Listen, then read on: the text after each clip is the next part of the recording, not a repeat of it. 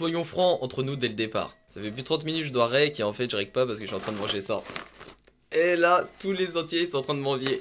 Ah, vous savez très bien, c'est dur de trouver ça en France. Ça fait des années que j'en cherche, j'en ai enfin trouvé. Oh putain, du coup depuis tout à l'heure je rec pas. En tout cas, j'espère que vous allez bien. On est parti pour une nouvelle vidéo. Et là, je sais pas ce qui m'est arrivé, j'étais de bonne humeur, du coup je me suis levé au milieu de la nuit pour rec. Voilà, alors que je charbonne en ce moment, frère. J'aime trop faire des vidéos. Donc mon gars, tu balances ton like, tu t'abonnes à la chaîne et t'actives les notifications. Comme d'habitude, allez suivre le poteau Squideb qui nous donne les informations et qui fait du très bon taf. Venez sur mon compte Instagram personnel, mon compte Instagram actualité. Ma chaîne est dans le titre. D'ailleurs, dans cette vidéo, il y a énormément d'exclus. Donc, je t'invite déjà à me suivre sur Instagram pour aller checker. Et tout sera sur Discord aussi qui est dans la description. Parce qu'on a des trucs de fou. Je crois que c'est la vidéo qui a le plus d'exclus. Ce qu'on va faire aussi pour cette vidéo, c'est que je pense que, voilà, vu que j'ai un accent qui est claqué, quand je galère à dire un mot, je vais le dire en français. M'en voulez pas, mais je pense que c'est mieux comme ça au lieu d'essayer de parler anglais pour... Tu connais frérot, bref, bon visionnage.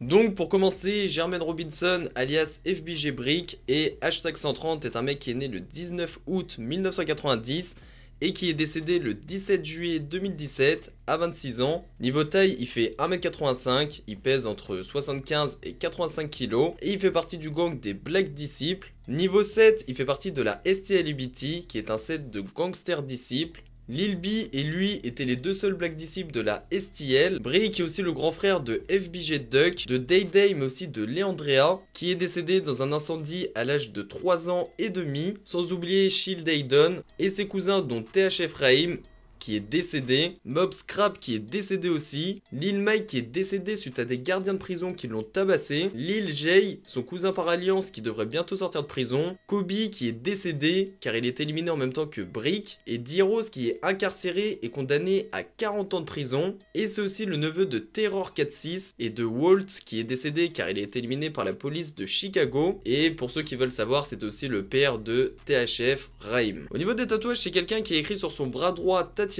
au bras gauche il a écrit China, au doigt à la main gauche il a mis un T et RIP Antonio, à sa joue droite il a mis 3 larmes et au cou il a écrit RIP Granny et RIP Sandra. En fait Brick c'était un top tireur et un tueur de son set. Son petit frère FBG Duck lui était un rappeur connu à Chicago. Voici un extrait.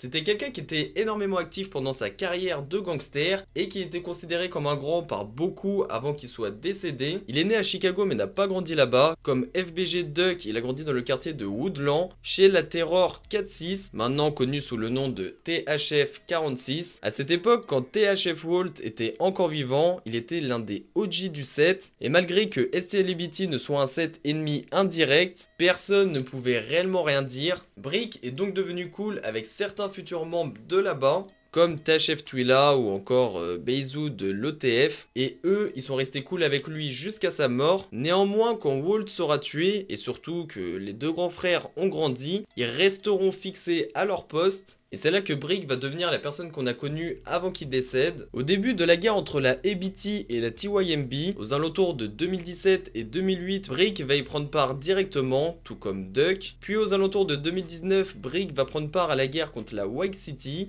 maintenant connu sous le nom de O-Block, et il va même tenter de tuer Audi qui a été éliminé en 2011. Voilà pourquoi ils sont passés de White City à O-Block. C'était quelque part un hommage. En 2010, il se fera tirer dessus par Dada de Front Street, qui est tout simplement un démon qui est maintenant en prison. Et d'ailleurs, en parlant d'Audi, ça sera le premier meurtre auquel il va assister, mais aussi une quinzaine d'autres membres. Donc là, nous sommes le 10 août 2011. Soit le jour de l'anniversaire de Tuka, une légende de la STL-ABT qui a été éliminée en janvier 2011. STL-ABT cherche alors à se venger, et sans rentrer dans les détails, ce qu'ils vont faire en fait, c'est qu'ils vont envoyer des équipes à la Wake City, ainsi que chez la TYNB et la Chris Ward pour tirer. Ce qui s'est passé en fait, c'est qu'une dizaine de membres, principalement de la STL-ABT, vont débouler à la Wake City, dont Brick, et Audi sera éliminé aux alentours du 10 août 2011. Le 18 octobre 2011, soit 2 mois mois après la mort d'Audi, Brick organise le meurtre de Patoon, un membre respecté de la White City, mais aussi de O-Block, et en fait il va organiser ça avec d'autres membres de la STL et BT. En décembre 2011, Rondo Number 9 de la 600, alors âgé de 14 ans, ouvre le feu sur Brick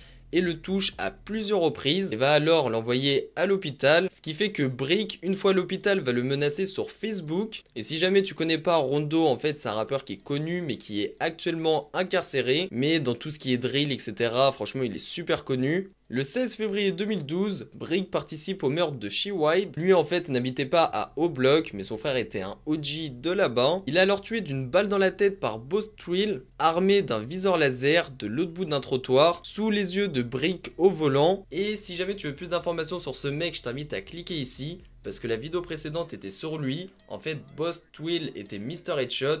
Et ce mec, il a une histoire incroyable. Je t'incite vraiment à aller la voir. Toujours pendant cette année de 2012, ce qui va se passer, c'est que Brick va se mettre à la drill. Il va sortir un clip vidéo avec FBG Duck.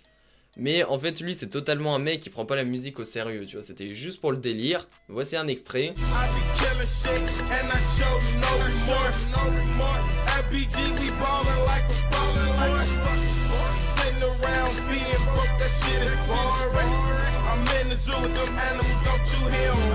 Brick va alors enchaîner plusieurs passages en prison, ce qui va totalement l'éloigner de la rue. En 2011, il a été condamné à 5 ans de prison pour possession de drogue en grosse quantité. Il ressortira et sera en probation, sauf qu'en 2012, rebelote, sera condamné et ressortira quelques années plus tard. En 2016, il revient alors dans la rue et va se focaliser sur les vengeances. Le 4 décembre 2013, Prince Dre, un rappeur connu d'O-Block, et Big A sont dans un restaurant dans la rue d'O-Block. Brick est au courant et va alors organiser le meurtre pour venger Ki-Ai, qui a été éliminé par Big A. En fait, ce qui va se passer, c'est que Brick va être le cerveau de cette histoire. Et il va prendre le frère jumeau de Ki-Ai, ainsi que Kang White, ainsi que Man, qui est aussi décédé car il était éliminé en 2018 pour avoir fait le taf au restaurant. Et encore une fois, sous les yeux de Brick, Man et le frère jumeau de Ki-Ai tire à répétition dans le crâne de Big A. Le 14 février 2017, il croise par hasard, non loin de chez lui, à Paxton, T-Roy ou entre autres l'homme qui a éliminé son cousin Boss Twill en 2012. Ce dernier était bourré et défoncé parce qu'en fait il voulait aller à une fête. Brick va alors profiter de la situation et va le suivre en voiture avec un jeune tireur. Ce dernier va arriver rapidement, cagoulé et armé. Brick va organiser le meurtre et le tireur va rentrer dans le magasin et éliminer T-Roy. Par la suite, il va même essayer de venger FIB Archie de Jaro City qui a été éliminé par la NLMB. Brick va alors croiser OTF Pat, qui est l'un des membres de la NLMB qui était aussi présent pendant le meurtre de FIB. Et là, vraiment, il va pas rigoler. Il va lui tirer dessus à 16 reprises. Et je ne sais comment ce dernier va survivre. Par contre, il y laissera sa jambe qui est aujourd'hui robotique. Au total, Brick, c'est plus de 25 fusillades, 4 assistances et 1 corps.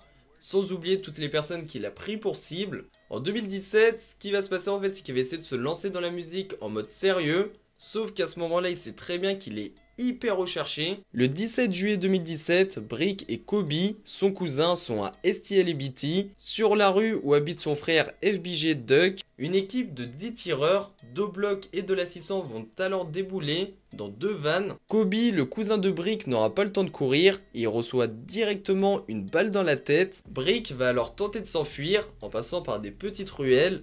Sauf qu'à ce moment-là, il se fait courser par 3 tireurs d'O-Block. Ce qu'il va faire en fait, c'est qu'il va sauter sur un grillage. Sauf que son jean va s'accrocher. Et là, forcément, tu connais la suite. Les 3 tireurs l'ont rafalé. Depuis, FBG Duck a signé dans une maison de disques chez Sony pour un contrat de plus d'1,5 million $ et il rend assez souvent hommage aux membres de sa famille qui sont partis trop tôt. Brick et son cousin sont aujourd'hui considérés comme des hood légendes, mais au prix de la mort. Et le pire dans tout ça, c'est que sa copine attendait un enfant. En tout cas, dans le fond, Brick c'était quand même quelqu'un de bien. Sauf que forcément il était mêlé à des histoires de gang, c'est pas trop ce qu'il voulait de base. Mais comme je dis à chaque fois, quand tu rentres dans les histoires de gang à Chicago, c'est très difficile d'en sortir. Donc la plupart des gens, qu'ils soient bons ou mauvais, au final ils finissent par s'habituer.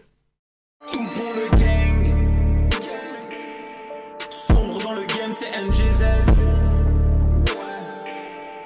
Abonne-toi si t'as kiffé. Et la lâche un like pour tout niquer.